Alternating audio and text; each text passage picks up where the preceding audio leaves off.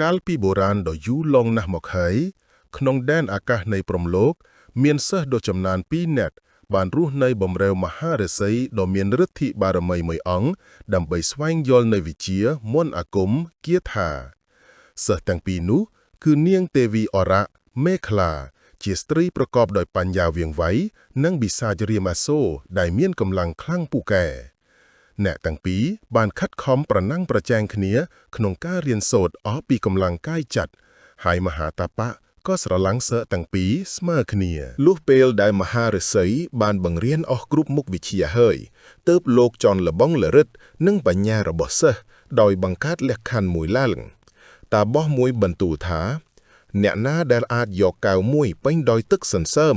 មកថ្វាយតាបានមុន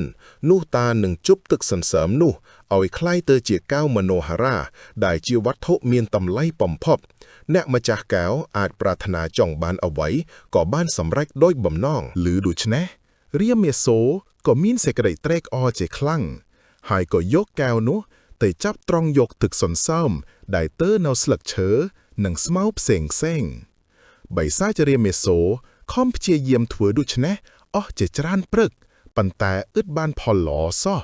ដោយសារទឹកសន្សើមតែងហួតអស់ទៅវិញចំណែកឯនាងមេខលាដែលជាស្រីគិតវែងឆ្ងាយក៏បានរើសយកបណ្ដូលឈើមួយយ៉ាងទន់ស្ពោតពោតដូចជាអេប៉ុងហើយយកទៅដាក់ផ្ដិតលើទឹកសន្សើមដែលដកនៅតាមស្លឹកឈើនិងស្មៅរហូតទាល់តែដុំឈើនោះជក់ទឹកពេញទាំងអស់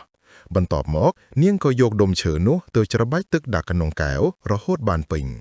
នាងមេខលាបាននាំយកកែវទឹកសន្សើមនោះទៅថ្វាយមហាតាពសមុនគេហើយត្រូវបានតាពសសម្គាល់ថាជាសិស្សដ៏ប៉ិនប្រសប់ជាងរាមាសូរមហាតាបសាក៏បានជប់ទឹកសន្សើមនោះឲ្យคล้ายទៅជាកែវមនោហរារួចប្រគល់ទៅឲ្យនាងមេខលាដោយពោលថាកែវនេះមានគុណភាពខ្លាំងពូកែក្រៃលែងបើអ្នកមានបំណងអ្វីមួយគ្រាន់តែលើកកែវនេះក្រវីឡើងនោះសេចក្តីប្រាថ្នារបស់អ្នកនឹងបានសម្រេចភ្លាមមួយទៀតដោយគុណភាពនៃកែវនេះអ្នកអាចហោះកាត់អាកាសក៏ពពួកទៅកាន់ទីណាក៏បានទាំងអស់នាងអរទេវីបានទទួលកែវមកកាន់រួចក្រវីឡើងលើស្រាប់តែនាងក៏ហោះវឹងទៅលើមេឃាតម្រង់ទៅកាន់មហាសាគរដើម្បីលេងល្បែងលេងដោយសេរីចំណែកឯរាមាសូរអាស្រ័យដោយកែវខាត់ខំតស៊ូដ៏យូរអង្វែងវាចុងក្រោយក៏បានរកទឹកសន្សើមដាក់កែវបានពេញហើយយកទៅថ្វាយមហាឫសីតាបឺសក៏បានពោលថាចៃឯងយឺតយូរពេកហើយហួសពេលដែលតាត្រូវការតាបានប្រគល់រតនវត្ថុនោះទៅឲ្យនាងមេខលាទៅហើយមន្តអាគមរបស់តាអាចចប់វត្ថុបែបនេះបានតែមួយដងប៉ុណ្ណោះពេលឮដូច្នេះរាមាសូរក៏កាត់ក្តីទោមនះពន់ប្រមាណហើយស្រែកយំអណ្ឌឺអណ្ដកយ៉ាងខ្លាំងមហាតាពសអាណិតអាសូរក៏បានលួងលោមចិត្តបិសាចដោយប្រាប់ថាចូលចៅកុំកើតទុកខ្លាំងពេកតានឹងឲ្យពូថៅមួយពូថៅនេះអាចឲ្យចៅឯងឆ្លោះដណ្ដើមយកកែវពីនាងមេខលាបាននាងមេខលានេះចូលចិត្តហោះហើរលេងនៅលើអាកាសក្នុងពេលដែលមានភ្លើងធ្លាក់ចូលចៅឯងចោលពូថៅនេះទៅលើនាងនោះនាងនឹងបោះចោលកែវដ៏មានតម្លៃនោះមិនខានប៉ុន្តែនៅពេលដែលប្រយុទ្ធគ្នាចៅឯងឃើញនាងលើកែវឡែមក្រវីចូលចៅឯងបិទភ្លែកភ្លាមមុននឹងចោលពូថៅទៅរាមាសូរបានពូថៅហើយក៏ហោះស្វែងរកនាងមេខលាដើម្បីដណ្ដើមយកកែវមនោហរា